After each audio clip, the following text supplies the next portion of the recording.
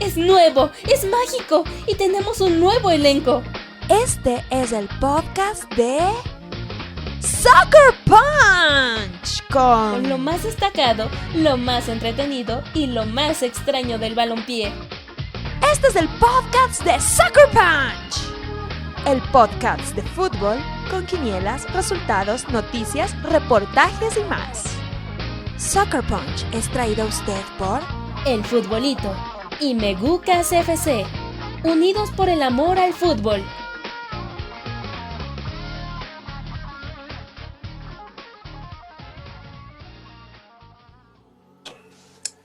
Señoras, señores, bienvenidos a una emisión más de Soccer Punch Random. Hoy vamos a hablar de una Copa del Mundo que de cierta manera revolucionó al fútbol. Me acompaña Hugo, Gillo no está con nosotros. Hugo, ¿cómo estás? Guten Morgen, guten Nacht o guten Abend. Heute werden wir über das Fußball-Meisterschaft von 1974 sprechen. Du bist dran, Beto. What? Traducción. Que buenos días, noches, tardes, a la hora que nos estén escuchando. Hoy vamos a hablar, pues ya lo vieron en el título, la Copa del Mundo de 1974 en Alemania. Así es, una Copa del Mundo que, bueno, tuvo tintes políticos y que también, revolucionó, insisto, el deporte como lo conocemos. Vamos a hablar de lo que sucedió en esta Copa del Mundo. Que, bueno, ¿quién nos patrocina hoy, Hugo, por cierto? Hoy nos patrocina Bakia Café. Por si ustedes un día van a Alemania y se comen un postrecito, una salchicha. Después de una salchichita, después de tanta cerveza, que se te antoja un cafecito. Borrachos. O sea, de desempanzonar, pues. Y sí, hoy nos patrocina Bakia Café. Y pues nada, pues ya a darle al torneo. Así es. Esta Copa del Mundo que, bueno, Alemania, al igual que pasó con México, organizó la Copa, los Juegos Olímpicos 2 años antes. México había organizado los del 68, organizó el Mundial 70. Y Alemania tuvo los Juegos Olímpicos de Múnich en 1972, que desgraciadamente hoy en día son muy recordados por las razones equivocadas. Sabemos que y esto va acorde al tema político. Es que, ¿te acuerdas? En los Juegos Olímpicos de Múnich, sucedió la famosa masacre de Múnich, donde pues fallecieron varios terroristas del grupo radical palestino Septiembre Negro. Se metió a la Villa Olímpica y secuestró y mató a 11 atletas israelíes. Entonces, esta Copa del Mundo, pues bueno, ya fue, como quien dice, la primera después de esto que ya se enfocó mucho en temas de seguridad. Ahora la seguridad era un tema, pues no menor, algo que no sucedía en mundiales anteriores, donde los equipos hasta se hospedaban en donde quisieran, no había controles de entrada ni salida, y ahora sí, todo estaba muy, muy controlado. Además que fue la primera Copa del Mundo en la que se tuvo que involucrar el ejército alemán para la seguridad de los estadios y para la seguridad de los asistentes. Aparte que fue la primera Copa del Mundo en la que la policía hacía revisiones a las bolsas, a que no llevaran cierto tipo de objetos. Entonces sí fue un verdadero cambio y fue como ya empezaba a dar antecedentes de la comercialización de la Copa del Mundo, porque también fue la primera Copa del Mundo con uno de nuestros queridos personajes de la FIFA, Joao Belange. De hecho, justamente tenemos que hablar de eso, porque en este año 74, se hizo el Congreso de FIFA. Y, Sir Stanley Rous, que era el presidente en aquel entonces, y de hecho terminó su mandato con este mundial, perdió las elecciones contra Joao Havelange. Y aquí empezó, pues, esa costumbre del maiceo, de andarle de hecho, Havelange llegó gracias a los países africanos, en buena medida, prometiéndoles más lugar en las Copas del Mundo, y eso es algo que había sido un problema en anteriores mundiales. De hecho, ¿te acuerdas? Y lo mencionamos en el podcast del 66, donde boicotearon el mundial. Entonces, aquí empezó el maiceo. Uh-huh. Aquí empieza más bien como también, aparte del maiceo, el populismo del fútbol. A estar prometiendo a tierras bananeras la Copa del Mundo. Y sí, pues sí cumplió. Pero bueno, antes de pasar a los invitados, hay que hablar de la mascota. Ay, Dios mío santo. Esta mascota yo creo que está en mi top, en mi bottom 5 de peores mascotas en la historia de las Copas del Mundo. A ver, yo no sé en qué estaban carajos, o sea, en qué estaban pensando, o sea, neta. Explícame en qué estaban pensando con las mascotas. Para empezar, tienen un nombre de lo más genérico. Tip y tap. O sea, tantita madre. Y luego, Sí. o sea, No, y deja tú, tienen fechas de nacimiento. Tienen tap es del 23 de agosto del 65 y tip es del 24 de agosto del 65. ¿y eso como por qué o qué? No sé, ni siquiera sé que se celebra ese día. O sea, pero bueno, se supone que eran dos hermanos, bueno, eran dos niños, uno alto, rubio y el otro moreno y bajito, que en estos tiempos sería políticamente incorrecto. Y según esto, según esto, entre comillas, la unión entre Alemania, la República Federal de Alemania y la República Democrática Alemana.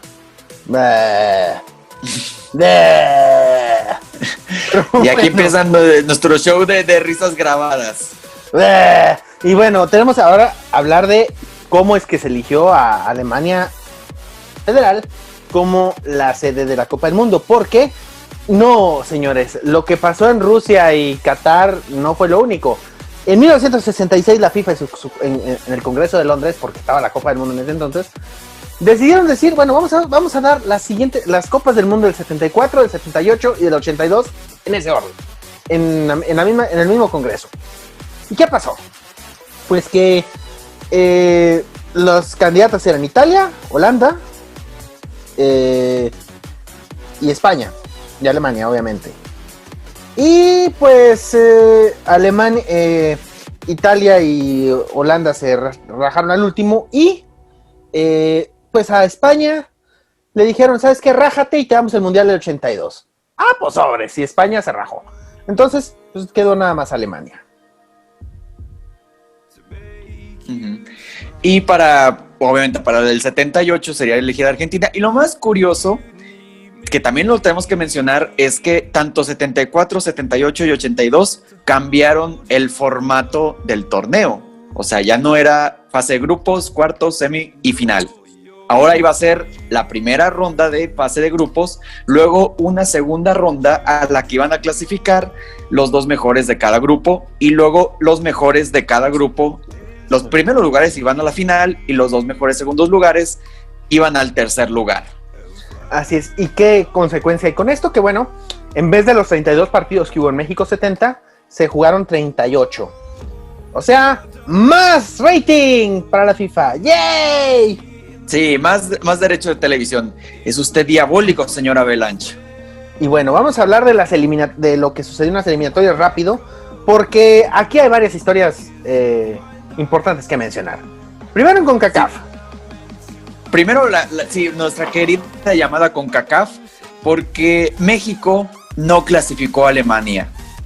Y México se perdería por primera vez la Copa del Mundo desde 1938. Había ido a todos los mundiales después de la Segunda Guerra Mundial, pero Nanay Cucas, el famoso desastre de Haití, cuando nos dirigía el ingeniero de la Torre.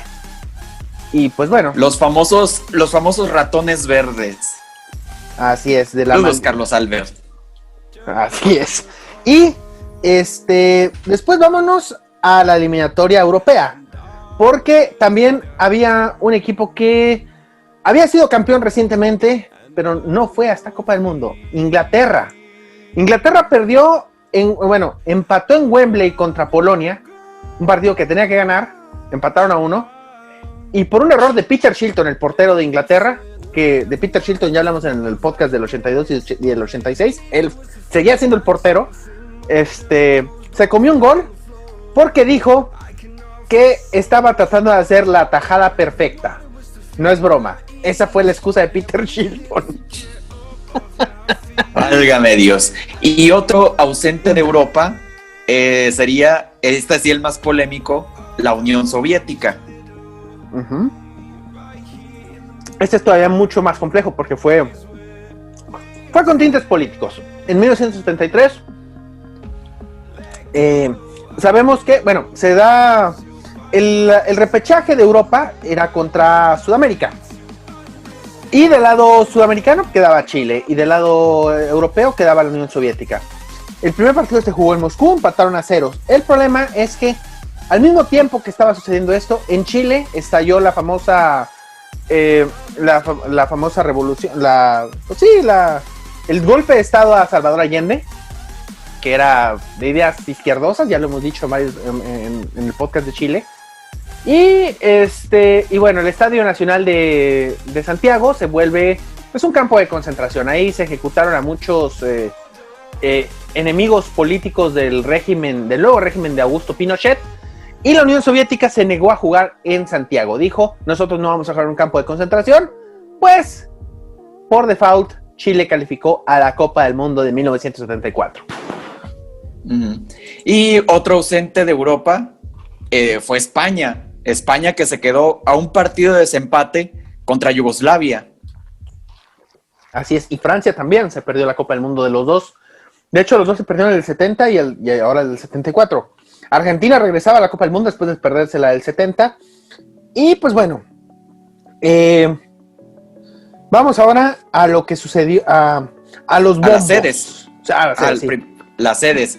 Sí, porque primero hay que empezar, bueno, recordarán que ya hicimos el episodio de Alemania 2006. Uh-huh. Y aquí pues hay unos estadios más primitivos. Primero, el Olympia Stadium de Berlín, que ese sí repitió en 2006. Uh-huh. Luego, también otro estadio olímpico, el Estadio Olímpico de Múnich, que ya sería usado para las Olimpiadas del 72. Un estadio muy raro, un techo que parece... Híjola. Futurista era para la época. Sí, era para la época y ahorita lo vemos como en qué estaban pensando. Sí.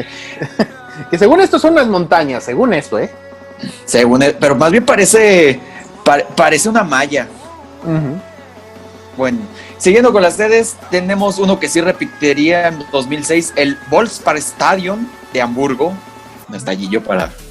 No, pero bueno, reconstruido, pero sí. Uh-huh. Sí, luego otro que repitió en 2006, obviamente reconstruido, el Westfalenstadion de Dortmund, hoy conocido como Signal Iduna Park. Uh-huh. Uno que no repitió, el Rheinstadion de Düsseldorf. Uh-huh. Otro que tampoco repitió, el Parkstadion de Gelsenkirchen, porque sería sustituido por el estadio que es ahorita del Schalke 04. Uh-huh. Luego en Frankfurt tenemos el Waldstadion, que ahora está remodelado, tiene más aforo, y es el Deutsche Bank Park de Frankfurt. Y otro estadio que también repetiría sería el Niedersachsenstadion de Hannover. Uh-huh. Y por último, otro repetido, el Neckarstadion de Stuttgart, que hoy es el Mercedes-Benz Arena. Así es. Que, bueno, muchos de esos estadios ya no tenían nada que ver con lo que vimos en 2006. Pero bueno, hay que mencionarlo. O sea, y aparte, hay que mencionar el hecho de que Berlín era sede de esta Copa del Mundo, porque hay que poner en contexto de que estábamos jugando en la época donde Alemania estaba dividida. De un lado estaba la Alemania federal, la Alemania capitalista, la del diablo, y del otro lado, la Alemania comunista, la Alemania democrática, la Alemania de la libertad, la Alemania del bien, según esto. Del pueblo bueno. Del pueblo bueno. Entonces, Berlín era pues sí, era una... ¿Cómo le dicen a eso? Un enclave. O sea, era una ciudad rodeada por el este. Entonces, pues los viajes hacia Berlín eran bastante complicados. Imagina, y luego yo me imagino a la gente de FIFA sudando frío en el sorteo, porque, bueno, ahorita que hablamos de los bombos, porque imagínate que hubiera quedado Alemania Democrática en el grupo 1. Espérame, ya me estoy... Ya nos estamos adelantando. Nos estamos adelantando, así que vamos con los bombos. Bueno, primero empieza el bombo 1 de Europa Occidental con Alemania Federal, Escocia, Italia y Holanda. Holanda, que ya lo mencionamos en el episodio de Holanda, no había asistido a una Copa del Mundo desde 38. Desde el 38, y que había pasado prácticamente de noche en el mundo del fútbol. Pero que estaba justo en ese momento dominando la Champions. Ajax con el Ajax que daba miedo y el Feyenoord que daba miedo. Luego, Bombo 2, Europa Oriental, la Alemania Democrática, ¿listas? Bulgaria, Polonia y Yugoslavia. Prácticamente los comunistas. Pues sí, al final fueron los comunistas porque España no fue. Entonces es el grupo de los comunistas, es el bombo de los comunistas. Luego, Bombo 3, Sudamérica, Brasil, Argentina, Chile y Uruguay. Brasil, que venía de ser campeón defensor. Y ya sin Pelé, el primer mundial sin Pelé. Desde el 58. El primer mundial sin Pelé, sí, cierto, ya se había retirado. Y Bombo 4, resto del mundo y Suecia. Australia, Haití y Zaire. O sea, todos los debutantes y Suecia. O sea, Suecia era el mal cuarteto aquí. O sea, tenemos 3 clasificados de lo más random. Australia no había calificado, o sea, Australia. Lo único que era conocido de Australia era por tener canguros y tener una fauna que... Bueno, en Australia dice la leyenda de que todo lo que se mueva y que no sea humano te quiere matar. Eso dicen. Y luego Haití, que bueno, ya sabemos que fue el beneficiado del famoso premundial de CONCACAF. Y Zaire, que bueno, Zaire, el primer clasificado de la África subsahara. Que no es la África árabe. Así es. Porque ya había clasificado Egipto. Así es, Egipto y el mundial anterior Marruecos. Y entonces, Zaire, que hoy en día es conocida como la República Democrática del Congo, pero bueno, hablaremos de Zaire porque vaya que nos dio de qué hablar en esta Copa del Mundo en un momento más. ¿Cómo quedó el sorteo? Vamos a hablar del grupo 1, ¿te parece? Sí, empezamos con el grupo 1, porque no le salió el juego a la FIFA, no le salió el bombo, porque se iban a enfrentar las dos Alemanias. Ay. No, y luego... para ponerlo más morboso, Chile. Ay. Y mira, ya el alivio cómico, Australia. O sea, ya Australia aquí como que ya desentona. O sea, ya vemos este grupo y... Ay, Australia como que... No tienes algo políticamente relevante que hacer en este grupo. No, nomás llevar sus canguros, sus demonios de Tasmania, era todo. Era todo, y algunas viboritas. Pero bueno, este grupo se jugó en Hamburgo y en Berlín. En Berlín Occidental. Sí, porque estaban muy cerca Hamburgo y Berlín. Entonces, pues era nomás tomar un vuelo y pues... Así es. Entonces, todo empezó en el grupo. El primer partido de este grupo fue, que no fue el partido inaugural, hay que mencionarlo. Alemania enfrentaba a Chile. Un partido donde, pues bueno, a Alemania le costó trabajo y con un golazo de Paul Breitner de larga distancia le venció a Leopoldo. El afro favorito de este programa.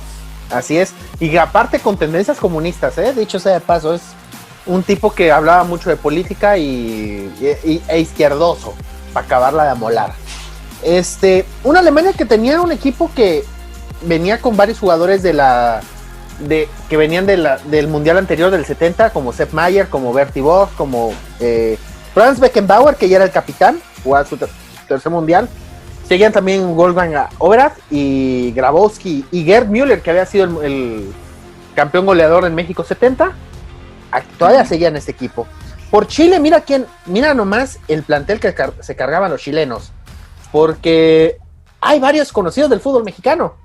Elías Figueroa, por ejemplo, y alguien que llevaba el número 10, que jugaba en el América, el Maestro Mañas.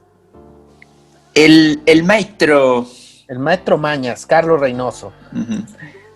Y este partido hizo historia porque vio la primera tarjeta roja en la historia de las Copas del Mundo. Carlos Caselli se fue expulsado al 67.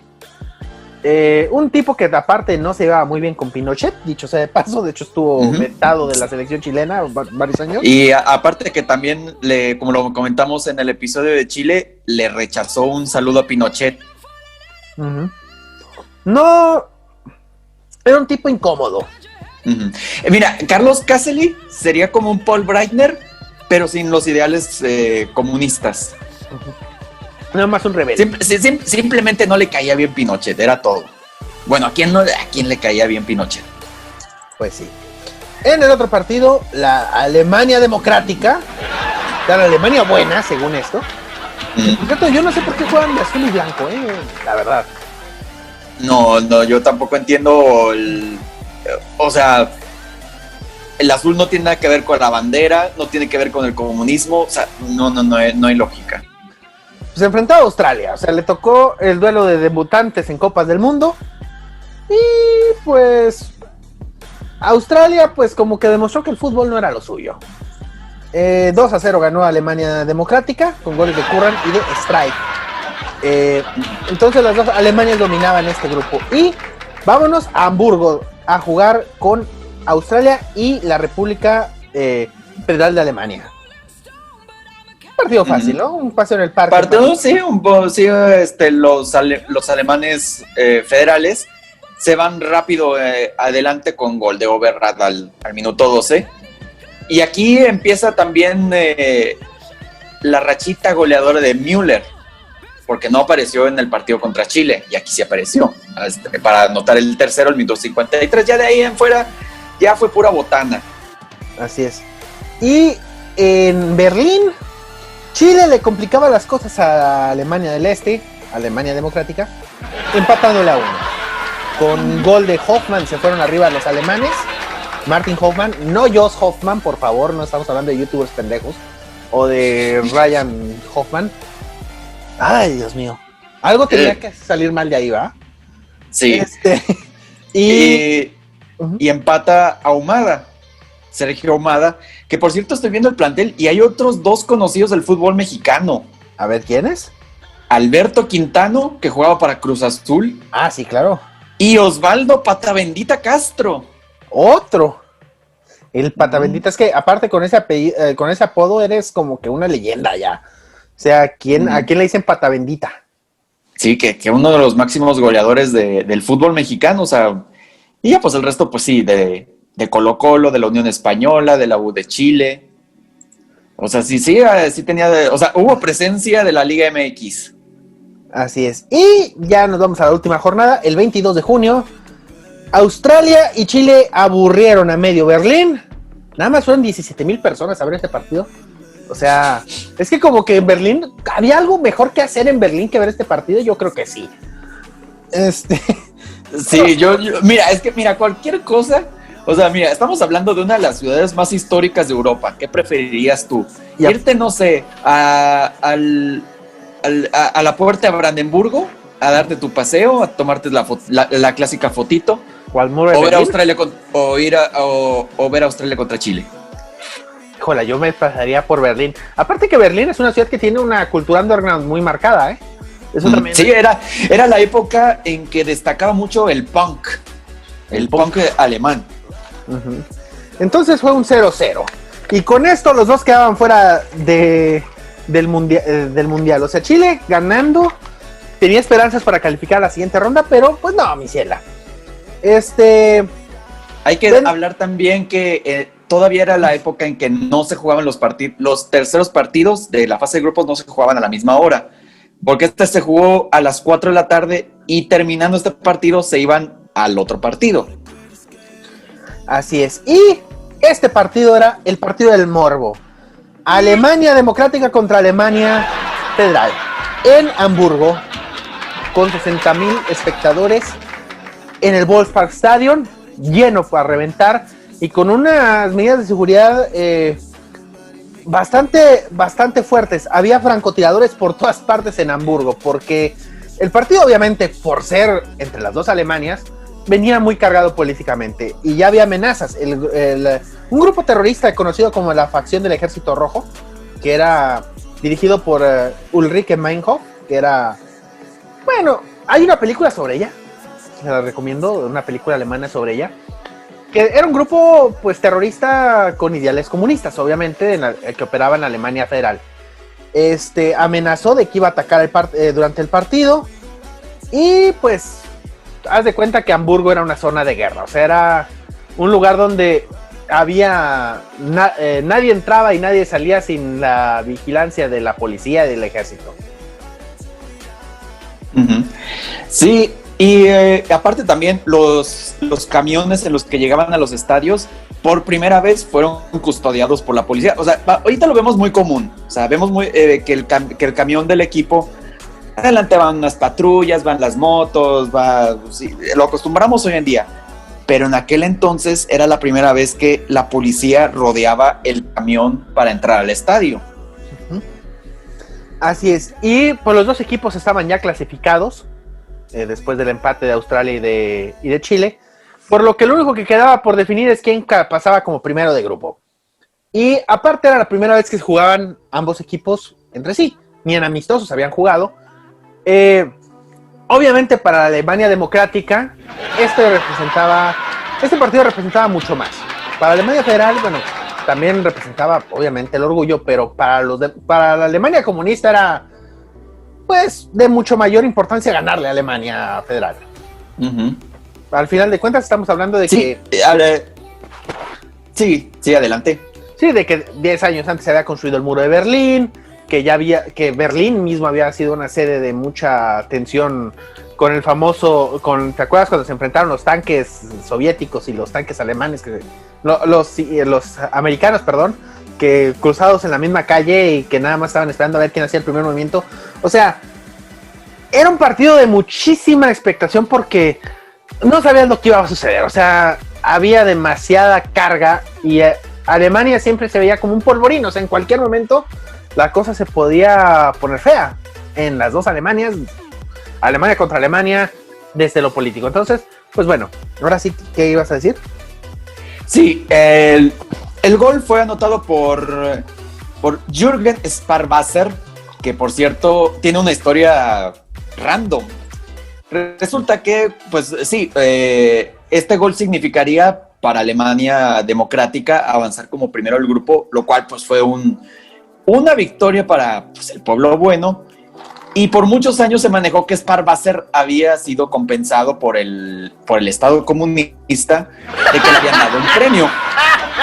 Y estamos hablando de un Estado comunista que da premios. O sea, quien lo haya pensado es que no conocía a los comunistas, o sea... Sí, de hecho, más tarde confirmó eso, porque dijo, cito, los rumores decían que estaba ricamente recompensado por el gol, con un coche, una casa y un premio en metálico, pero eso no es cierto. ¿Y qué sucedió? Y deja tú, en el 88 se pasó a la Alemania occidental, o sea, se pasó del muro. Se brincó el muro, sí, estaba viajando hacia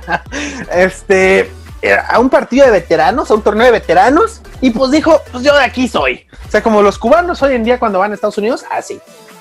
Entonces, o sea, la ironía...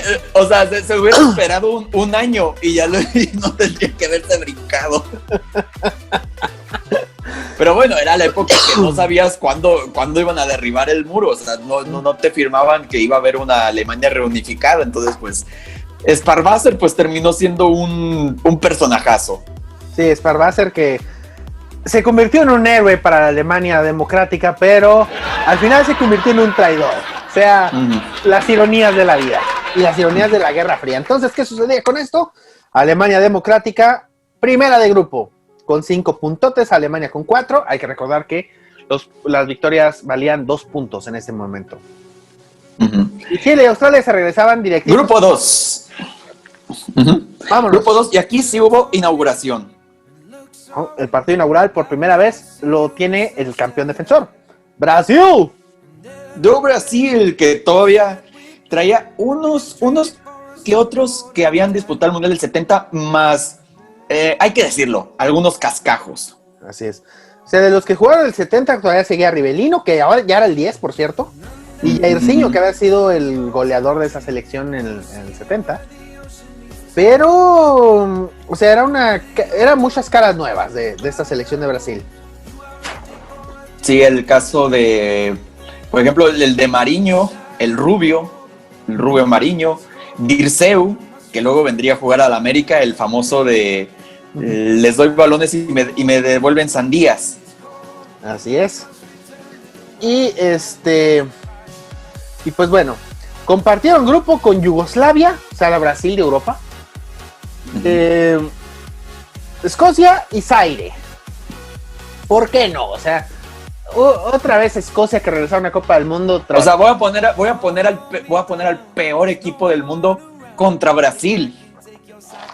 Qué bueno. Eso de verdad no es tener madre, pero bueno, no nos adelantemos. Porque el primer partido, el inaugural en Waldstadion en Frankfurt, infumable. Boring. En aquella época. Ajá. En aquella época, el partido inaugural tenía fama de que siempre era infumable. Y pues. Hasta la fecha sigue siendo. Sí, hasta la fecha sigue siendo el más infumable. Sí, porque hay muchos nervios. El de Rusia no estuvo tan infumable. El mejor partido inaugural que yo he visto, yo creo que es el del 2006. El de Alemania contra Costa Rica. Costa Rica, sí, ese ha sido uno de los. Al menos nos divertimos. Pero si el partido inaugural siempre porque los dos equipos están muriéndose de nervios, porque es el debut, todo el mundo te está viendo, pues se cagan. O sea, todo el mundo tiene miedo. Entonces, pues bueno, un 0-0. Aunque sí dudo que entre brasileños y yugoslavos no creo que se hayan cagado. Más bien es como que. Todavía estamos fríos, mijos. Sí, todavía estamos fríos. Pero los que no estaban fríos eran los escoceses. A ver, es que también les tocó Zaire. Y. Ay, Dios mío, con Zaire. Zaire que en aquel. Este 74. Coincidió justo con una campaña que estaba teniendo el país como tal. Busquen, googleen Zaire 74. Zaire en este de hecho tuvo un festival, por así decirlo, de música en septiembre de este año, promovido por el dictador Mobutu Musembe Musinwe Wasawamba. ¿Qué? ¿What? Es que el nombre completo está cabrón, o sea, a ver, voy a tratar de pronunciarlo porque sí está canijo. Mobutu Sese Seko Kuku Engundu Wasabanga. Es neta. Y al rato nos va a caer una lluvia o algún embrujo. O sea, yo no sé si estoy diciendo algún conjuro o estoy diciendo el nombre de un dictador. Porque, bueno, a ese concierto donde pues fueron varias estrellas pues de la música de aquel entonces. Hasta Celia Cruz fue, mira. Me estoy viendo. O sea, más rato ni posible. Pero se coronó porque, ¿sabes cuál fue el evento estelar de ese festival? Una pelea de box. Una pelea de box que es muy famosa. La de Rumble in the Jungle de George Foreman contra... Sí. Donde George Foreman después de ir a Zaire dijo, ¿saben qué? Yo me voy a dedicar a vender parrillas. No quiero volver a Zaire. Entonces, pues bueno, No, ya hay que hablar también de que Zaire era este equipo que te debía de caer mal, pero no te caía mal, o sea, era el equipo carisma.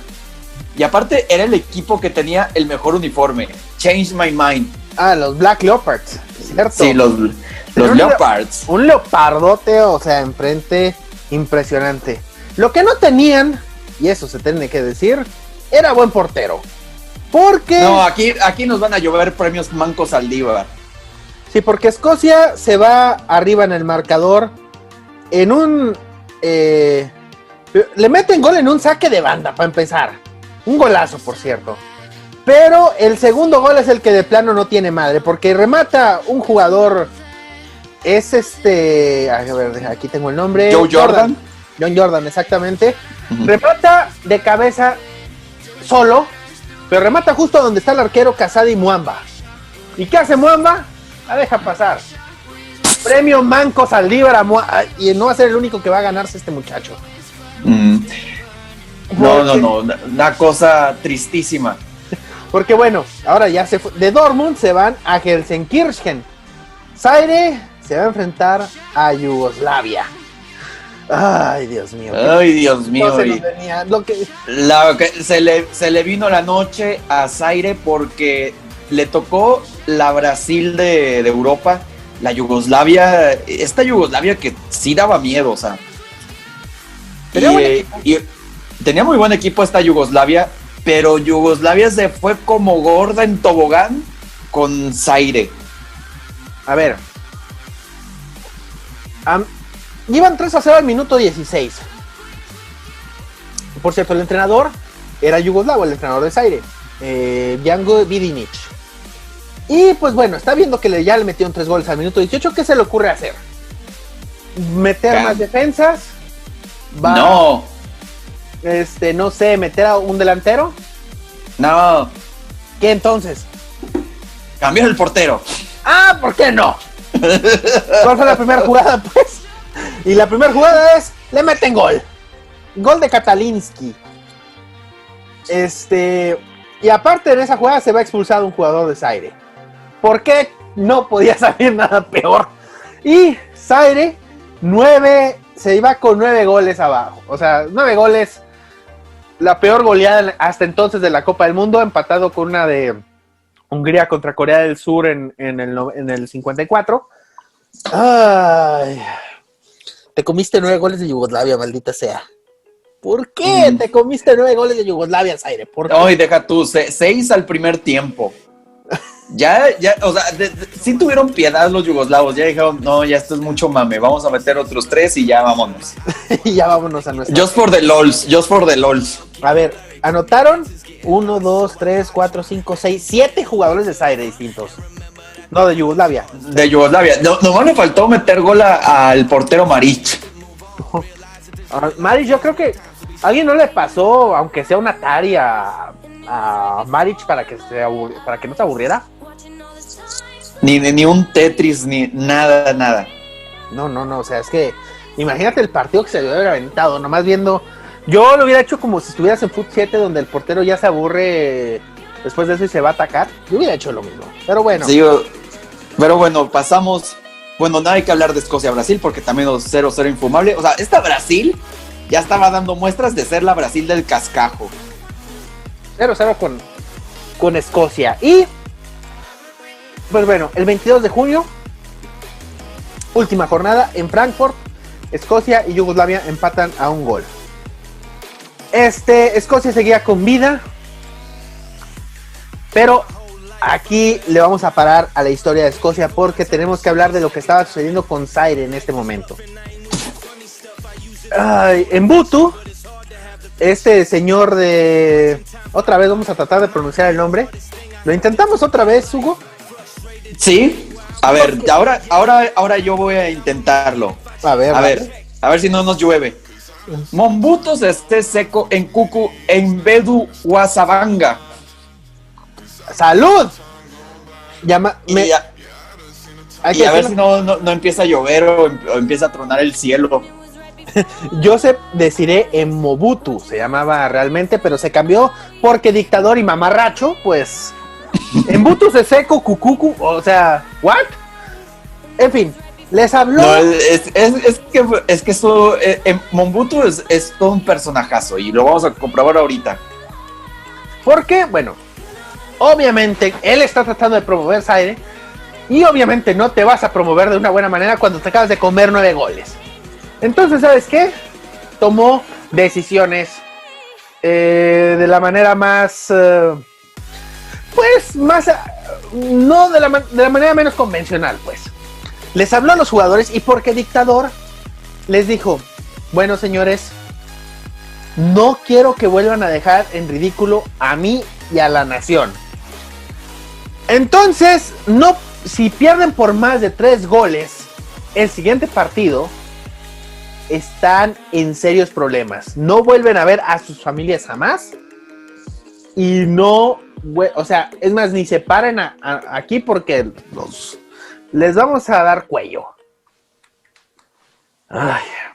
¿Y sabes qué era el problema? Que era Brasil, el rival. O sea, era el Brasil del cascajo, pero era Brasil al final del día. Uh-huh. Y bueno, Zaire, pues, salió a defenderse con todo. Con todo. Y Casadi se aventó un par de atajadas que yo creo que es hora que ni él se las cree. Bueno, Casadi ya falleció en el 98, por cierto, pero yo creo que murió y nunca se creyó esas atajadas que se aventó en ese partido. Jairzinho le anotó gol al minuto 12. Y Rivelino al 66. Ahora, el detalle es que Brasil necesitaba meter más de 2 goles para calificar. Necesitaba ganar por más de 2 goles. Porque Escocia iba a tener los mismos puntos que Escocia, pero mejor necesitaba la diferencia de goles para pasar. Y al minuto 79 viene el desastre. Valdomiro, en un tiro que no llevaba absolutamente nada, se lo comió por completo Casadi. O sea, un premio Manco Saldívar. Otro premio. O sea, es que ve el gol que se tragó, o sea... Sí, es lamentable, o sea, de verdad te pones a pensar, o sea, estas cosas ya no las ves en una Copa del Mundo actual, pero en aquel entonces, o sea, era para que cualquiera clasificara y pues le tocó a Zaire. Y bueno, eso no sería lo más destacado de este partido, o al menos lo que más se recuerda de ese partido, no son los goles, viene una jugada después, un tiro libre. Este tiro libre, por favor, Hugo, ayúdame a describir lo que está pasando. Ayúdame a describir al minuto 78. Uh-huh. Al minuto 78. Ya vas 3-0 abajo. Uh-huh. Y... A ver, lo estoy viendo. A ver. Está la jugada. Están en la barrera. El árbitro es Nicola Renea de Rumania. Uno de los mejores árbitros de Europa en esa época. Están debatiendo. Oye, no crucen la barrera. Está Rivelino. O sea, es Rivelino el que va a cobrar. Rivelino, por si nunca lo vieron jugar, era un tipo que le pegaba muy bien al balón en los tiros libres. O sea, era su especialidad. Pues el árbitro dice da el silbatazo y el número 2. El número Emumbu Elunga. Dice, pues pitó el árbitro. Pues es hora de jugarla. Es que no puedo, Hugo, no puedo. Yo no me explico. Yo creo que no leyeron el reglamento completo. Es más, hasta empiezo a dudar que son de verdad futbolistas profesionales. No, es que no. Básicamente, veo que está avanzando el defensor y yo, no. Pero lo que también me da risa es la mirada atónita de Rivelino. O sea, el Rivelino está con una cara de... ¿Qué es esto? Es que por favor, o sea... Ok, entiendo la desesperación, o sea, de que pues... Obviamente te estás jugando algo más que un partido de fútbol. Pero... O sea... Güey, tantito. O sea, por favor, al menos disimula que te sabes las reglas, mínimo. No sé, y no, o sea, el árbitro saca la amarilla, yo creo que ya más que nada por el... más que es nada, que mira, es que mira, la jugada desde el principio, o sea, ya primero marcan. O sea, ya ni valió que te estás peleando que la barrera se está peleando con uno de Brasil. Ya ni valió ahí. Y el árbitro le dice, ay, a ver, cálmense, ya. Suave. Uh-huh. Luego ya. Y ya. No puede ser. O sea, y bueno, Brasil pues clasifica 3-0. O sea que Escocia de nuevo se queda como el perro de las dos tortas, se queda fuera del mundial por meterle menos goles a Zaire. Empataron en puntos Yugoslavia y Brasil y Escocia. 4 puntos los 3. Es que aquí la clave era meterle más goles a Zaire, y Yugoslavia y Brasil pues fueron los que cumplieron. Uh-huh. Yugoslavia le metió 9, entonces Brasil le metió 3, Escocia 2, pues por meterle 2 nada más, pues me vas, o sea, te regresas a Glasgow, es un buen trato. Y pues Zaire se regresó a Kinshasa sin recibir paga. Eso sí, A lo mejor los dejaron ver la pelea de Foreman contra Lee, quién sabe. Una pelea histórica, por cierto, dicho sea de paso. Una pelea de las más importantes en la historia del boxeo. Búsquenla en YouTube. Vámonos al grupo 3, porque aquí sí viene el fútbol de verdad. Sí, aquí el grupo de la muerte, con Holanda, Suecia, Bulgaria y Uruguay. Sí, y este grupo se jugó en Hannover y en... también Düsseldorf, exactamente. Bueno, y en Dortmund también. O sea, que también ese grupo se jugó en esas 3 sedes. Y bueno, empezaría este grupo con un partido entre Uruguay y Holanda. Holanda que debutaba en la Copa del Mundo, después de la ausencia del 38, contra un Uruguay que ya venía vieja. O sea, ya un Uruguay que... venían muchos jugadores que ya habían jugado desde el Mundial del 66, como el caso de Ladislao Mazurkiewicz, el portero. Todavía seguía Luis Cubilla, que era la estrella, Víctor Espárrago, Pedro Rocha. O sea, venía un equipo muy veterano de Uruguay. Y jugaba también ahí Pablo Forlán, que es el padre de Diego Forlán. Y contra esta Holanda que practicaba fútbol, que bueno, era revolucionario para la época, el fútbol total. Pues, ¿qué pasó? Que Johnny Rep los vacunó en 2 ocasiones, 2-0. Holanda debutando de buena manera. Y mientras tanto, Suecia y Bulgaria, 0-0. Siguiente. Vámonos a... Pero también boring, otro partido boring, porque también Holanda empató con Suecia. O sea, Suecia también empezó fría. Era antifútbol. O sea, empiezan los mamadores con su cigarrito y está perdiendo el fútbol. Están perdiendo el fútbol, no dejaron jugar bonito Holanda. Por cierto, este partido, esta Holanda, que hay que mencionarlo, venía con un equipo, la base era el Ajax, evidentemente. Johan Cruyff era la estrella, estaba Johnny Rep, estaba Johan Eskens, de los que hablamos en el podcast de Holanda, Van Hantegeb, Ruud Krol, y el arquero Jan Jonblad, que ya lo hemos dicho, no era un buen portero, pero era un portero que era revolucionario para la época, era un portero líbero. Bueno, un 0-0. Bulgaria y Uruguay empataron a un gol en Hannover, en un partido donde, bueno, los dos seguían con posibilidades siempre y cuando ganaran sus partidos en la última jornada. Y vámonos a la última jornada, justamente. Aquí sí, Holanda se fue como Gordon Tobogán con los búlgaros. Mira que tanto se fueron como Gordon Tobogán que hasta se dieron el lujo de meter un autogol. ¿Por qué no? Ruud Krol metió su autogol y Neskens metió 2 penales. O sea, Johan Neskens era la envidia de Cristiano Ronaldo en aquella época, yo creo. Metiendo goles de penal. Johnny Rep y De Jong anotó un gol de palomita muy bonito, por cierto. Un muy buen gol. Y en este partido ya fue donde, bueno, a Holanda la vio todo el mundo ganarle a Uruguay. Y al empatar con Suecia, pues dijimos, ¿saben qué? A lo mejor no es tan buena esta Holanda, va a ser un equipo cumplidor, pero no espectacular. En este partido ya Holanda confirma su condición de poder, o sea, de un equipo fuerte. De ser el equipo revelación del torneo. Ahorita era la pura revelación, nadie lo imaginaba que podía llegar a la... Y también pues ella estaba haciendo revelación el famoso fútbol total, porque fue una táctica que de verdad impresionaba a los rivales. O sea, Uruguay quedó desconcertado después de este partido, ya ni decir de los búlgaros. Y en Düsseldorf, Suecia goleó a Uruguay 3-0. Uruguay se regresa a Montevideo muy rápido y viene un cambio generacional que les costó mucho trabajo porque Uruguay no calificó al Mundial del 78 y del 82 después de esto. Tardó en venir una buena generación de Uruguay a partir de este Mundial. Y por cierto, Fashion Police, ve el uniforme que usó Uruguay en el último partido. Camiseta celeste, short blanco, calcetas negras. ¿What? O sea, Fashion Police, ¿no? O sea... FIFA. Nunca hubiera...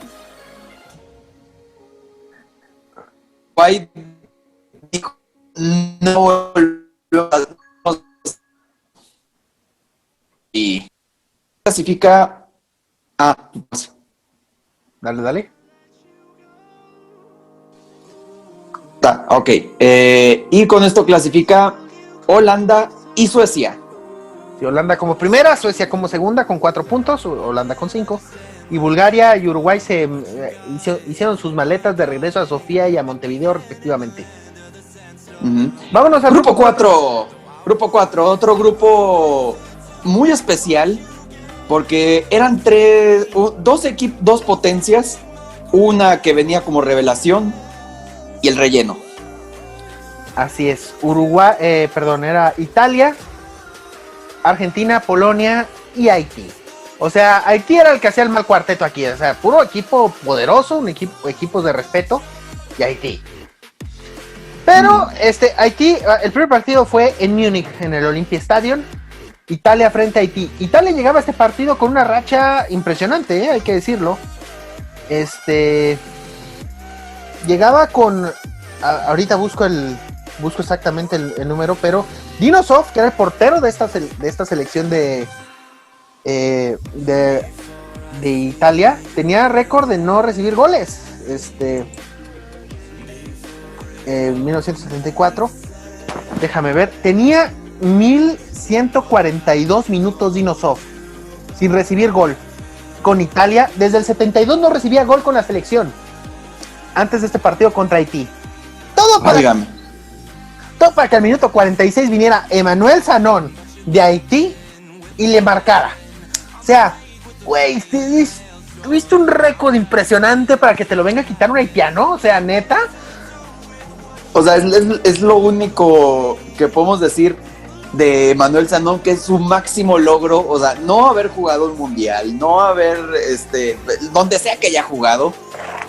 O sea, su mayor logro fue haberle anotado y haberle arruinado el récord a Dinosoft. Así es, eso sí, Italia se enojó muchísimo porque a partir de ahí se fue como gordo en tobogán después de ese gol de Sanón. O sea, Haití iba ganando 1-0. Y luego viene Gianni Rivera, que era veterano del 70. Benetti y Anastasi ganaron 3-1. No, digo, ya ahí le pusieron cierta normalidad a este partido, que ya no era nada normal desde el momento en que Sanón anotó. Sí, hay que también recordar que Italia venía de ser subcampeona del mundo y que algunos todavía estaban vigentes. El caso precisamente de Rivera, el caso de Facchetti. Estoy viendo el plantel. Furnish también, Sandro Mazzola. Y está un conocido del Milan, Fabio Capello. El Mario Carrillo italiano. Uh-huh. Y luego... y bueno, vámonos a Stuttgart, porque porque partidazo. Polonia frente a Argentina. Un partido donde, pues bueno, Polonia, que ya había dado la sorpresa eliminando a Inglaterra, confirmó su condición de equipo poderoso y le ganó 3-2 a Argentina.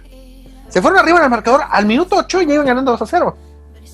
Sí, esta sí era la Polonia que daba miedo, la Polonia de Gregor Zlato. Y que luego vendría a jugar al Atlante, pero esta fue la primera parte de esta generación que fue muy buena. Gregor Zlato, estaba Deina, Tomaszewski, que fue el héroe en Wembley en ese partido contra Inglaterra, que era el portero, Shmuda. O sea, era un equipo que la verdad venía con una generación muy interesante.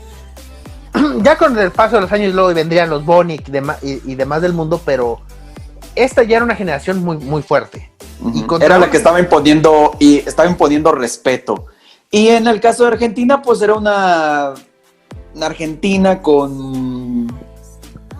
Pues no era tan... Era una Argentina descafeinada. Sí, una Argentina que regresaba a la Copa del Mundo después de que se habían perdido la del 70. Entonces era un equipo que... Venían jugadores que luego serían importantes, como Mario Kempes, como Rubén Ayala, que por cierto pasó por México, el ratón. Uh-huh. Sí, pasó también por el Atlante. Ajá. Miguel Ángel Brindisi, que vino a dirigir a Jaguares. Y al Atlas. Sí, cierto. Y mira quién también seguía, Quique Wolf. Que hoy se encuentra uno de los mejores narradores de fútbol en ESPN. Uh-huh. O sea, era un equipo que apenas empezaba, pues, esta selección de Argentina.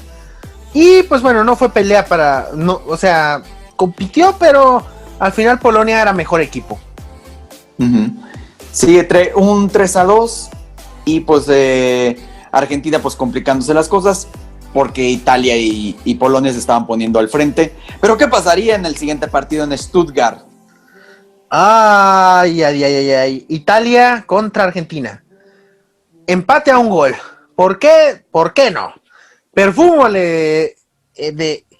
empató el partido con el autogol. Se había ido arriba a Argentina con gol de Hausemann, que luego sería figura en el Mundial 78.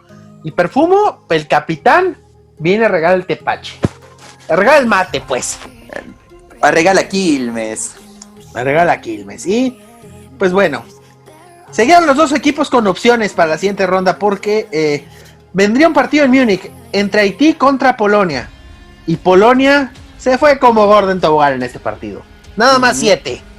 Nada más 7. O sea, si lo de Zaire fue un ridículo, Haití dijo, hold la cerveza que haya en Haití. Porque hubo doblete de Gregor Zlato y un triplete de Sarmash. Así es. Y por cierto, hubo un jugador justo de ese partido, Ernst Jean Joseph, de la selección de Haití, que se convertiría en el primer jugador suspendido en una Copa del Mundo por dopaje. Santo Dios. Y aparte, deja tú, la policía política de su país lo secuestró. Era la Haití de Papa Doc Duvalier. O sea, si no saben quién era ese señor, era un dictador más o menos al nivel de Mobutu, del que ya hablamos. También estaba loco, el Papa Doc. Así le decían, el Papa Doc. Uh-huh. François Papa Doc Duvalier. Y el hijo se llamaba Baby Doc. Baby Doc Duvalier. O sea, Jean-Claude Baby Doc Duvalier. Y pues dijo, ¿saben qué? Este tipo me hizo quedar mal, pues me lo voy a secuestrar, y lo mandó a prisión. Porque dictador, al final del día. Entonces, pues bueno, cosas que se viven en estos lugares. O sea, sí, es que estas cosas solo podían pasar en estos años 70, o sea, las dictaduras, el inicio del terrorismo, o sea, esta era la época del fin del romance del fútbol. Así es. Y vámonos a la última jornada. En Múnich, o sea, Haití, ¿cómo puede ser de Múnich? O sea, mal no les fue, ¿eh? Mal no les fue. Mínimo se fueron a pasear. Contra Argentina. Pues Argentina aquí sí no desaprovechó la oportunidad y le metió 4-1 a Haití. Y con esto era cosa de esperar a que pues Italia perdiera su partido contra Polandia, como le dice Guillo. Y efectivamente perdió, pero los argentinos pidiendo la hora porque Fabio Capello anotó el 2-1 al 86 y los argentinos diciendo, ya pítele, profe. Sí, Pitalo, Weyland, pitalo. Samarsh y Deina se pusieron arriba en el marcador 2-0 antes del medio tiempo a los polacos, y Capello acercó a los italianos a 5 del final, pero no fue suficiente. Y con este resultado, Polonia pasa como primera de grupo con marca perfecta, 3 ganados, con 12 goles anotados y 3 en contra, diferencia de goles de más 9. Y Argentina e Italia empataron en puntos, pero Argentina con un gol más, por un gol más, calificó sobre Italia. Uh-huh. O sea, ¿te fijas que aquí este mundial, la moraleja es, si tienes un rival débil, aprovecha y goléalo? Sí, porque aquí quienes se aprovecharon de Haití fueron Argentina y Polonia. Italia nomás o sea, la diferencia fue de 2 nomás. La de Polonia de 7, la de Argentina de 3, o sea... La historia del grupo 2. La historia del grupo 2, pero ahora con la bendita CONCACAF. Y nos vamos a la segunda fase. A la fase de grupos sí, la segunda ronda. El grupo A iba a tener a los dos ganadores del grupo 1 y 3, que eran Alemania Democrática y Holanda. y a los subcampeones de grupo del 2 y el 4, que eran Brasil y Argentina. Uy, ¿Qué quiere decir esto? Tenemos un clásico sudamericano por primera vez en una Copa del Mundo. ¡Yay! ¡Yay! Pero bueno, empezamos con que Holanda primero se fue también como gorda en tobogán con Argentina. O sea, una Argentina desconcentrada, una Argentina que no encontró el rumbo, una Argentina que, o sea, tú ves las caras de los argentinos y decían, pero ¿qué es esto? ¿Qué está pasando? A ver, Johan Cruyff anotó el primero al minuto 11, un gol donde sacó a pasar a Carnevali, el portero. O sea, lo sacó a pasear, lo dejó sentado y para adentro. Y luego Ruud Krol anotó al 25 el 2-0. Y viene la anécdota que conté en el podcast de Holanda, donde iban el partido 2-0, Carnevali, el portero, trata de sacar rápido un saque de meta. Y Roberto Perfumo, el capitán, le dijo, lo regañó. Y le dijo, ¿qué estás haciendo? Y Carnevali dijo, pues estoy tratando de reanudar rápido para remontar. Y dice, mi Perfumo le dijo, ¿remontar? ¿Para qué? Si nos apuramos nos hacen 10. O sea, que un argentino se dé por vencido de esa manera es algo raro. Sí, y bueno, también luego vendrían goles de Krol y de Rep, y 4-0. Bajo un aguacerazo, ya en el segundo tiempo se jugó con un aguacerazo. Que este mundial destacó por los aguaceros también, hay que decirlo. Porque es Alemania, o sea, es Alemania al final. Alemania en verano. Así es, y cayó un aguacerazo el segundo tiempo, pero y el cielo estaba llorando porque perdió Argentina. O sea, lo estaban humillando. Están humillando, por eso llueve el cielo. Y vámonos al otro partido de esta jornada, que fíjate que este sí fue a la misma hora. Brasil contra Alemania Democrática. Y Brasil ganó 1-0 con gol de Rivelino al 60. O sea, aquí me regresaron a los alemanes democráticos a su realidad. Aquí ya se les estaba acabando la tristísima, estaba volviendo la tristísima realidad. Estaban volviendo al Berlín de los delincuentes. Al Berlín del Este, o sea, el Berlín que al que los fusilaban si trataban de escaparse. Y Sparwasser yo creo que ya estaba planeando, ay, ¿cómo me escapo? Y bueno, vámonos a la segunda jornada porque vendría el clásico sudamericano, Argentina contra Brasil, Argentina jugándose sus últimas cartas, y pues no sirvió, porque Brasil les ganó 2-1, con goles de Rivelino y de Jairzinho, y quién hizo el gol de Argentina. Miguel Ángel Brindisi. Así es, y como premio dirigió al Atlas, por ese gol tan inútil. Bueno, también toma en cuenta que estaba jugando en Huracán, el considerado Atlas de Argentina. Válgame Dios. Todo mal. Y a la misma hora se jugaba en Gelsenkirchen, Alemania Democrática contra Holanda, y Holanda, pues... Otra vez. Bueno, más tranquilo en este resultado. Y un 2-0, que pues ya confirmaba la eliminación de Alemania Democrática. O sea, Alemania Democrática, si tenía esperanzas de ser campeón, pues aquí se fue al demonio todo. Con y bueno, tercera, goles de Neskes y Resenbrink. Y antes de la última jornada tenemos que hablar de algo que estaba sucediendo en Argentina. Porque en ese mismo año del 74 falleció uno de los máximos símbolos de la política argentina. Sí, Juan Domingo Perón, que era el presidente de Argentina, falleció el 1 de julio, es decir, el día después de que se jugó la segunda jornada de esta fase de grupos, falleció. El día siguiente, después de que el último partido que pudo haber visto Perón fue Argentina contra Brasil, y vio perder a Argentina. Dijo, no. Yo creo que desde eso se murió Perón. Entonces, pues bueno, Argentina se estaba debatiendo sobre si jugar o no el partido contra Alemania Democrática. Ya no podían calificar ninguno de los dos, entonces era un partido de trámite, y estaban debatiendo sobre si jugarlo o no. Al final decidieron jugarlo, pero porque la FIFA los amenazó. O sea, la FIFA los amenazó de que si se iban del mundial los iban a desafiliar a la AFA. Y además de quitarle su mundial. Exacto. Entonces... O sea, ¿cómo le pegas en el orgullo a los argentinos? O sea, no con desafiliación, le dices, te vamos a quitar el mundial. ¡No, che! Y bueno, eso sí, ¿sabes qué? Que fueron condescendientes. Porque, como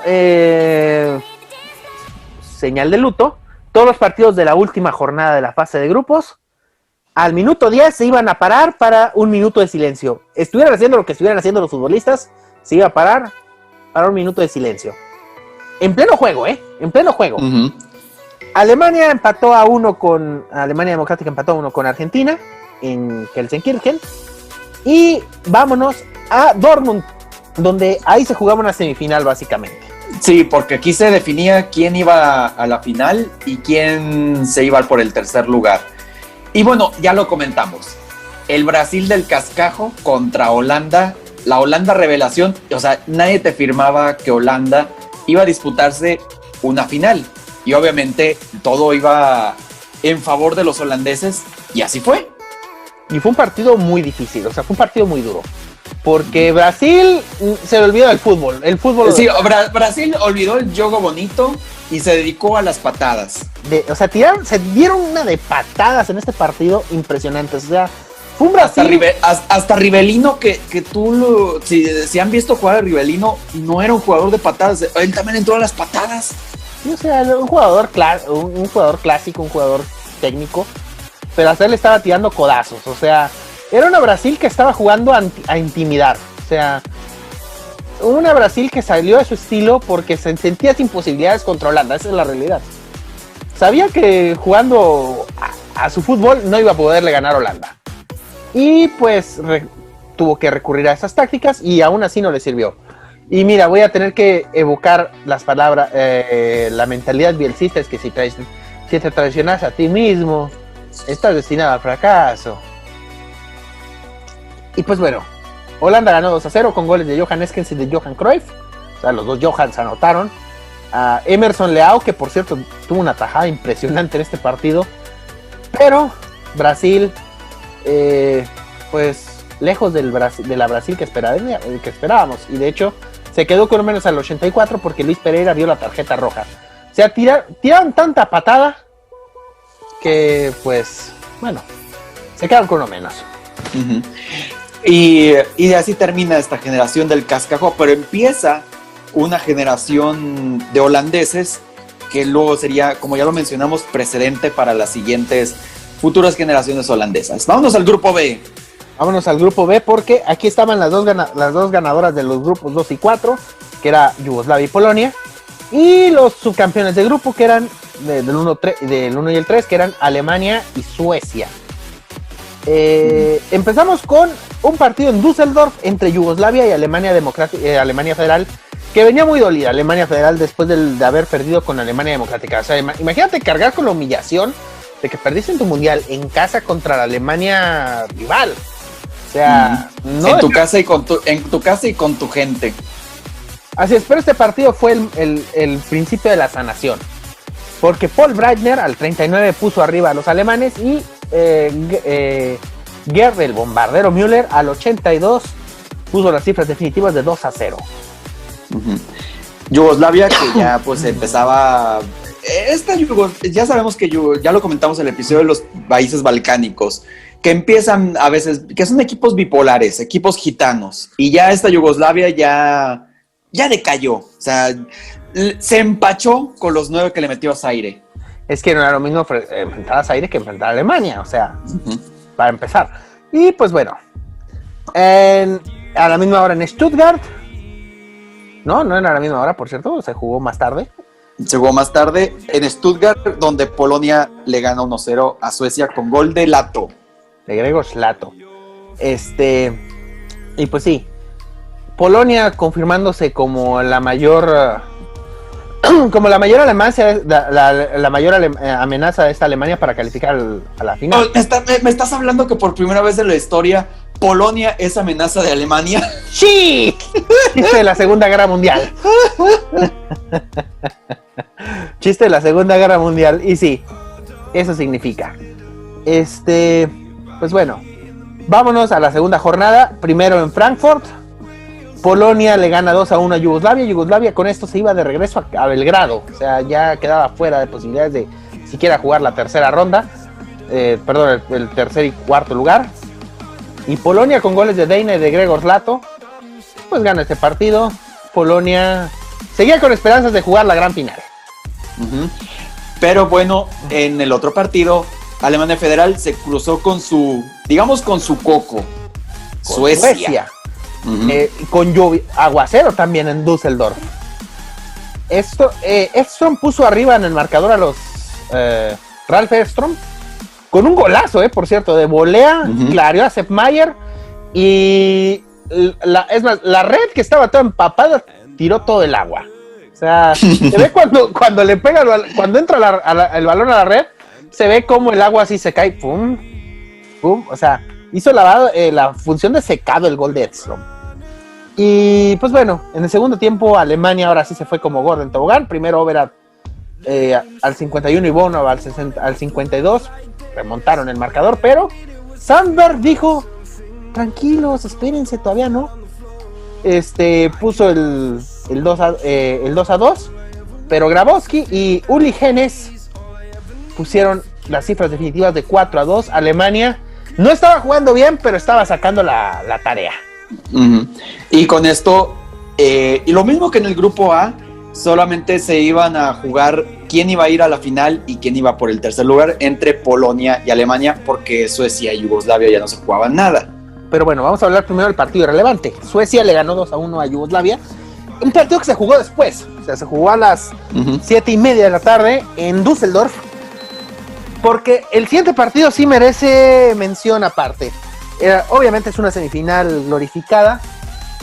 El problema, este partido tenía que empezar a las 4 de la tarde, pero se jugó a media hora después. ¿Por qué razón? Porque en Frankfurt se cayó el cielo. Se cayó un aguacerazo de esos que caen en Guadalajara y que inundan toda la zona de Plaza del Sol. Así. Uh-huh. De ese tipo, para que se imaginen la magnitud. O sea, neta, se tuvieron que meter los bomberos al campo a sacar el agua. O sea, a lo mejor el partido tenía que suspenderse. Y ves a los bomberos ahí sacando con unas, con una ¿cómo se dicen los? Ay, con unas aspiradoras y hasta con unos rodillos gigantescos sacando el agua del campo. O sea, cayó una cantidad de agua impresionante. El partido parecía el Estadio Azul cualquier día de lluvia. Y un partido dificilísimo. O sea, Alemania tenía la ventaja de la diferencia de goles, eso sí, o sea, con el empate pasaba, pero ellos mismos se complicaron la vida porque Uli Hoeneß falló un penal que lo tapó Tomaszewski y el partido aparte, con el campo no quedó bien, o sea, el campo quedó muy encharcado, la pelota apenas y rodaba y al final Gerd Müller da el gol que confirmaba la asistencia de Alemania a la gran final contra Holanda con 1-0. Sí, después de 20 años vuelve Alemania a una final después del milagro de Berna. Ahora le tocaba en su propia casa y pues reivindicándose después de la derrota contra la Alemania democrática. Y pues el tercer lugar, Brasil contra Polonia en Múnich. Un partido pues ya de dos equipos totalmente desmotivados, pero... Bueno, Polonia no tan desmotivado. No, Polonia... Quizás sí, Polonia porque a lo mejor se perdió la final, pero de todos modos estaba haciendo historia y había llegado muy lejos. Quería su bronce y lo logró. Con gol de Grzegorz Lato, que por cierto se confirmaba como el líder de goleo de esta Copa del Mundo. Metiendo 7 goles. 7 goles. ¿Y como premio? Goles. Y pues premio el tercer lugar y ser una de las mejores participaciones de Polonia en una Copa del Mundo, porque pues como ya lo comentamos también en España 82, también ganaron el tercer lugar. Así es, y como premio también para Grzegorz Lato es que vendría a jugar a México después, con el Atlante. Con el Atlante millonario. Con el Atlante del Seguro Social, con ese llegó a jugar. Y vámonos a la gran final, porque este partido era también con mucho morbo político. Era Holanda contra Alemania, y del lado de los holandeses había muchísimo rencor, muchísimo odio. obviamente por el tema de la Segunda Guerra Mundial. De hecho, antes del partido los holandeses estuvieron diciéndolo. Hubo una declaración muy puntual de Van Hanegem, que dijo: no me importa el resultado, para mí el 1 es suficiente, todo lo que quiero es humillarlos, los odio, ellos mataron a mi familia, a mi padre, a mi hermana y a mis 2 hermanos. Para mí el Alemania contra Holanda no es un partido más, estoy lleno de coraje y odio hacia ellos. Y ya veías que Holanda se estaba confiando mucho, porque días antes del partido, Rinus Michels, el técnico de la selección holandesa, pues dices, vas a jugar una final de Copa del Mundo, pues vas a estar entrenando, vas a estar encargándote de la preparación del partido día a día, ¿no? Y ya hasta posiblemente doble sesión para que no se te vaya a pasar nada. ¿No? Se fue a Barcelona a atender asuntos personales antes de la final. Entre comillas. Uh-huh. Asuntos personales entre comillas. Así es. Entonces, pues ya como que empiezas a ver que Holanda ya se sentía campeona. Y no puedes hacer eso contra Alemania, y menos en su casa. Aparte, Holanda sí era considerada la favorita, venía jugando mejor que Alemania, evidentemente, pero Alemania es mucho Alemania, estaba en casa. Y por cierto, tuvimos participación mexicana en esta final. Sí, porque por primera vez un árbitro mexicano estuvo en la tripleta arbitral. Recordemos que era la época en que había nacionalidades diferentes y le tocó a un mexicano ser juez de línea. Así es. El árbitro principal, el árbitro central, era Jack Taylor de Inglaterra, acompañado por Ramón Barreto de Uruguay y Alfonso González Archundia de México. Tripleta más random imposible, ¿no? Uh-huh. Sí, o sea, bueno, Uruguay y México todavía lo paso, todavía hay muchas similitudes, pero con un árbitro inglés, o sea, como que está raro. Que dicho sea de paso, era uno de los mejores árbitros de esa época. Así es. Y pues bueno, vámonos a lo que sucedió en esta final. El partido, antes de empezar el partido, hubo un ridículo. Porque en el Olympia Stadium de Múnich, ya estaban los 2 equipos listos, pero alguien olvidó poner las banderas de tiro de esquina. Oh, what the fuck, man. O sea, tienes un solo trabajo.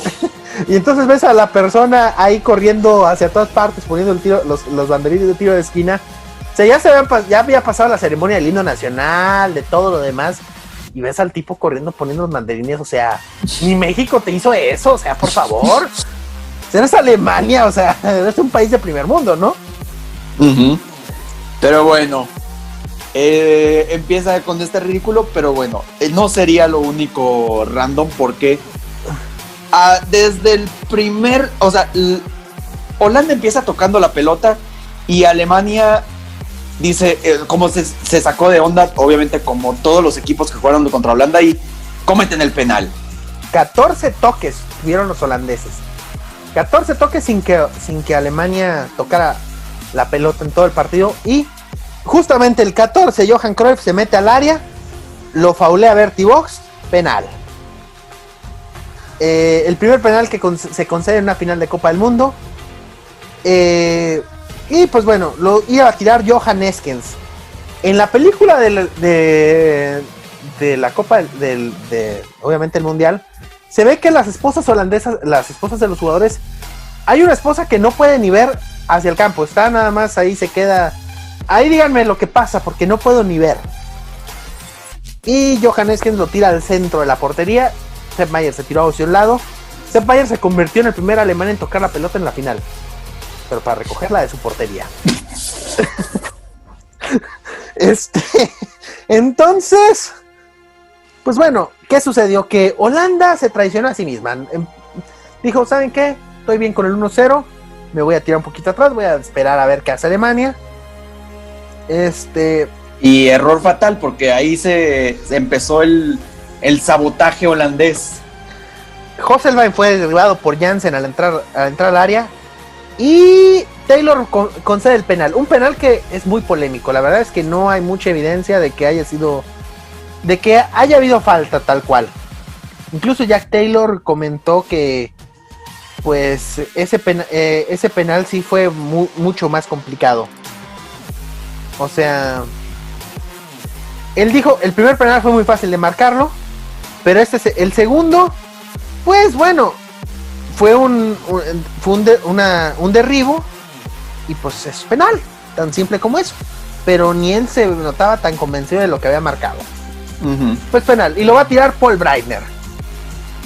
Y Paul Breitner lo manda al fondo de las redes. Uh-huh. Pero pues, bueno, empieza a empatar Alemania y Alemania ya empieza a reconocer el tipo de juego de Holanda, el sabotaje de Holanda y también la excesiva confianza que ya tenían los holandeses, que decían, de todos modos vamos a ganar, somos los favoritos. Pero pues no, mi ciela, porque llegaría el bombardero Gerd Müller. Así es, Gerd Müller en básicamente una media vuelta, un gol de... Pues el clásico gol de centro delantero.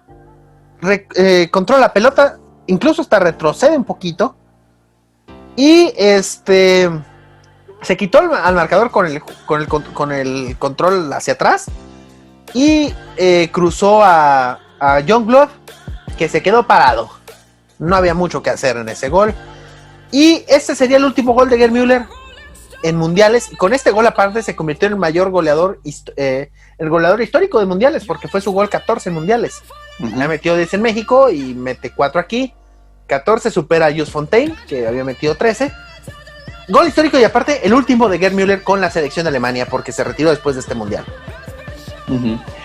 Sí, y a partir de aquí pues un juego tosco, un juego que también se va a las patadas, un Bertie juego Box. donde sí, Bertie Box, o sea, aquí fue la clave, la defensa alemana, ya le leyeron el juego. Bertie Box marcó de manera personal a Cruyff después de esto, y lo trajo a Pan, y ya saben qué, y el Pan se acabó en Múnich desde el minuto 2. Entonces, Holanda estuvo ataque y ataque. Sepp Maier tuvo una fantástica actuación, el portero del Bayern. Sí, también hay que decir que Sepp Maier también se convirtió en clave de esta Alemania, que a lo mejor no jugaba bien, pero tenía la seguridad de un arquero como Sepp Maier. Lo hemos dicho varias veces, Alemania es un generador de porteros nato. Así es, y bueno, también a Müller le anularon un gol por fuera de lugar, que se lo anuló el uruguayo Barreto. Y Holanda pues no pudo, quiso pero no pudo. Y el fútbol total se quedó sin corona. Y una prueba más de que no todo en el fútbol es táctica. A veces se necesita, como es el caso de Alemania, que a lo mejor no juegas bien, pero eres Alemania. Uh-huh. Sí, eres Alemania y es un equipo que tiene una mentalidad a prueba de balas. O sea, es un equipo que, aunque las cosas no le salgan del todo bien, o sea, siempre se encarga de sacar el trabajo tal cual. Y Alemania, pues bueno. Y Alemania también tenía su equipazo, no nada más era Beckenbauer, Maier y Müller. Obviamente, ya hablamos de Breitner, hablamos de Bertie Box. Sí, yo creo que... Y también, pues, un conocidísimo. ¿Quién? Jupp Heynckes. Sí. Él andaba en la banca en esa final, de hecho. Uh-huh. No jugó, pero estuvo en la banca. No jugó, pero fue parte del plantel. Sí, es que para muchos esta Alemania es la mejor de su historia, porque no era la clásica Alemania tosuda, o sea, que todos conocemos, que hemos llegado a conocer. Muchos dicen que Alemania es un equipo a base de mentalidad, que es tosudo, que es fuerte, pero no, esta Alemania también tenía sus jugadores bastante técnicos y bastante finos, o sea, aparte de Box y Beckenbauer, que era la defensa de Paul Breitner también, o sea, tenías un equipo con Rainer Bonhoff, con Overath, con Uli Hoeneß, con Grabowski. Y un plantel donde coincidían muchos del Bayern Múnich, el Bayern Múnich que también fue campeón de la Copa de Campeones de Europa, y también el Borussia Mönchengladbach, que daba miedo en la Copa UEFA. Sí, o sea, era un equipo muy, muy poderoso, muy completo, y aparte se conocían de memoria. Y Helmut Schön, bueno, pues por muchos años fue... Bueno, Helmut Schön es una eminencia como entrenador de Alemania, porque él ya había sido entrenador había sido asistente desde el 57, pero a partir del 63 ya era entrenador, o sea, ya llevaba 11 años con la selección.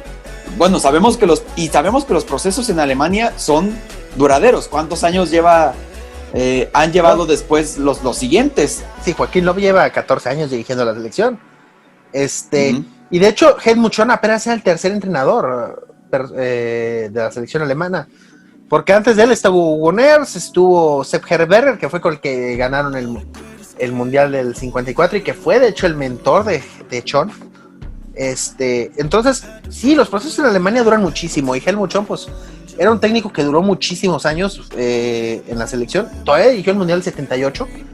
Entonces, sí tenía un proceso bastante largo Alemania. Y muchos de sus jugadores, pues, habían jugado ya muchos años con Schön. O sea, sí, aparte también pues se conocían en la Bundesliga y otros ya habían jugado, como lo dijimos, el Mundial del 70. Según veo aquí la plantilla de la selección alemana, veo 1, 2, 3, 4, 5, 6, 7 jugadores del Bayern. Y 7 del Mönchengladbach. Y 5 del Mönchengladbach, ajá. O sea, vemos que la base estaba muy, muy, muy marcada. O sea, era el Bayern y el Mönchengladbach. O sea, esa era una ventaja, que los jugadores se conocían muy bien. Y nada más estaban reforzados con ciertos jugadores. Por ejemplo, estaba el caso de Günther Netzer, que jugaba en el Real Madrid, pero todos los demás estaban en la Bundesliga.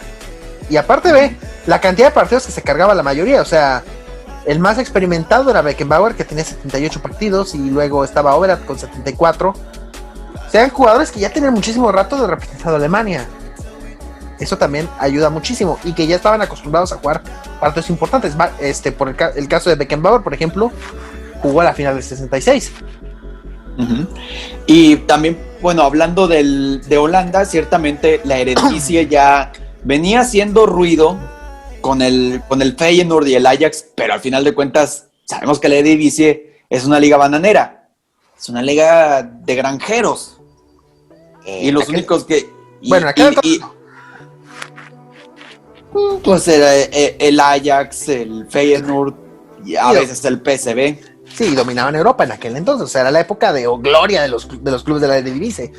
Pero... Y Johan Cruyff, que venía como figura, pues ya había emigrado al Barcelona. Pero lo que siempre pasa con estos equipos, que a veces se vuelven tan dependientes de ciertos jugadores, en este caso de Johan Cruyff, pon tú que a lo mejor también de Neskens, que para mí es muy infravalorado Johan Neskens, pero sí dependían mucho de lo que hacía Cruyff. Y Cruyff llegó a un punto en que no apareció en la final. Así es, de hecho lo borró Box. Esa marcación de Box es una de las marcaciones personales más famosas de la historia, porque Box sí también tuvo tácticas parrulleras, pero al final del día cumplió con su trabajo.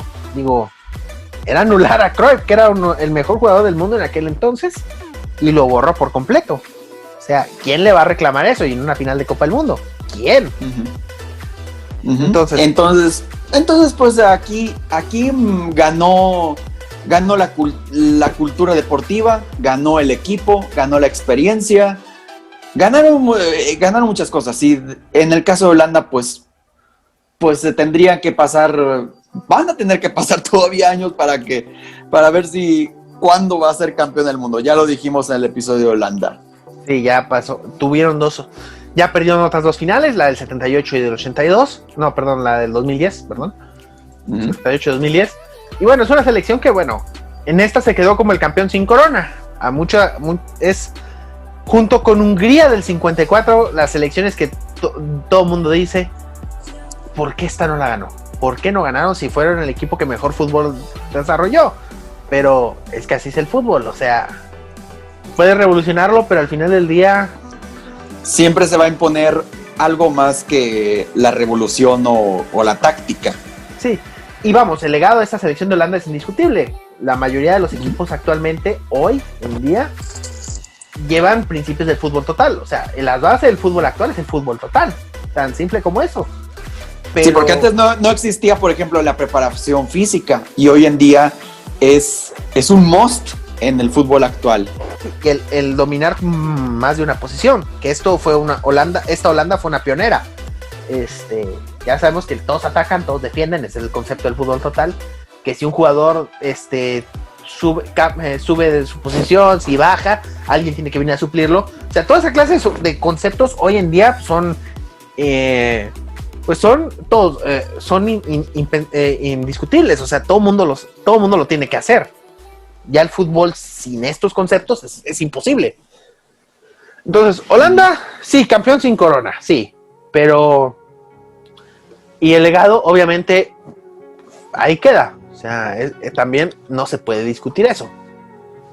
Pero, pues al final del día, lo que importa es que ¿quién ganó la Copa del Mundo? La ganó Alemania. Ganó Alemania. Sí, una Alemania que aparte, pues es una... confirma su condición de potencia después de ganar el 54, gana 20 años después su Copa del Mundo.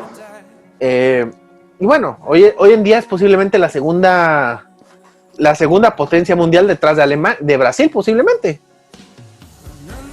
Sí, o sea, estamos hablando de una selección que constantemente saca jugadores, una selección que siempre compite, que casi siempre está en las finales.